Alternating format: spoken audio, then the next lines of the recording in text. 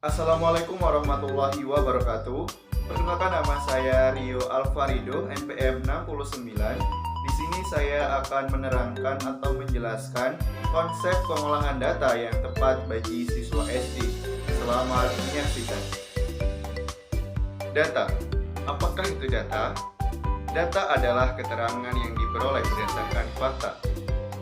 Data atau pengolahan data meliputi pengumpulan data, membaca data, dan menyajikan data. Mengumpulkan data bisa dengan wawancara maupun angket, dan membaca data akan saya jelaskan menggunakan media yang akan saya gunakan, yaitu dengan menggunakan diagram batang dan diagram garis.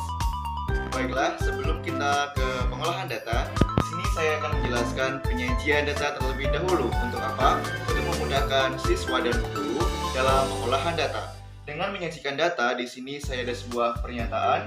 Hasil panen desa Sukamaju pada tahun 2016 sebanyak 60 ton, 2017 sebanyak 30 ton, pada tahun 2018 ada 70 ton, pada tahun 2019 ada 60 ton, dan pada tahun 2020 ada 80 ton.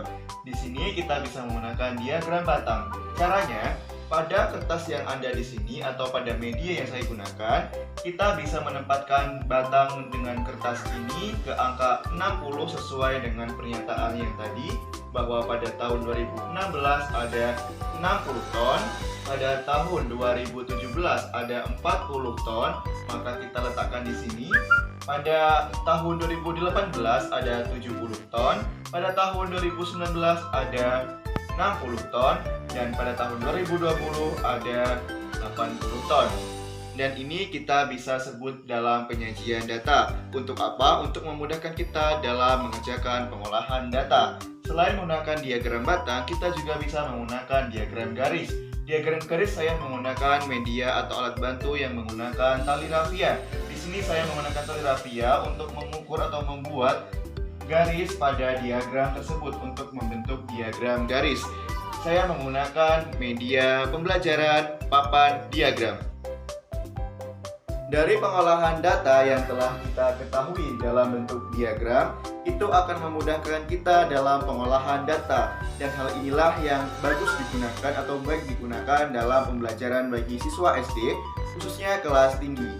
Dalam pengolahan data dari pernyataan tersebut, kita bisa mencari mean, modus, median, dan selisih. Dalam pengolahan data, di sini kita akan mencari yang pertama adalah mean. Mean adalah nilai rata-rata. Untuk mencari nilai rata-rata dari pernyataan tersebut atau soal tersebut, maka kita akan menjumlahkan banyaknya hasil panen pada setiap tahun yang dihasilkan sampai tahun 2020. Yang pertama, di situ ada 2016 ada 60, maka kita tulis 60. Kita jumlahkan pada tahun 2017 itu ada 30, 60 ditambah 30 ditambah 70 ditambah 60 ditambah 80, maka hasilnya adalah 300. Kemudian 300 kita bagi dengan banyaknya data. Di sini banyak data ada 1, 2, 3, 4, dan 5. Maka 300 dibagi 5. Hasilnya 60. Maka dari itu, nilai rata-rata atau mean dari soal tersebut adalah 60. Kemudian kita akan mencari median atau nilai tengah. Median. Untuk mencari median, kita akan urutkan terlebih dahulu nilai yang terkecil hingga yang terbesar. Kita urutkan dari 30, 60, 60, 70, 80. Jika data telah kita urutkan dari yang terkecil hingga yang terbesar, maka sesuai dengan kata median atau nilai tengah, kita ambil angka yang ada di tengah. Namun, jika angka tersebut genap, kita ambil dua angka yang ada di tengah.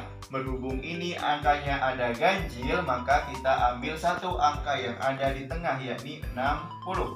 Maka dari itu, median dari soal tersebut adalah 60.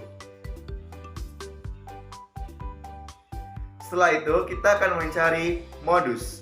Modus adalah nilai yang sering muncul.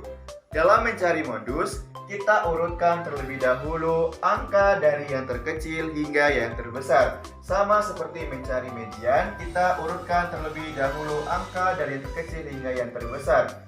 Di sini angkanya dari terkecil ada 30, 60, 70, dan 80.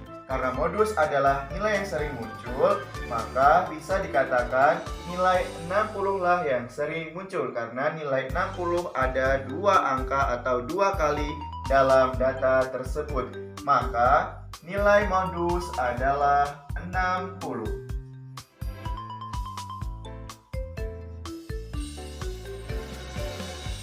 Kemudian kita akan mencari hasil selisih.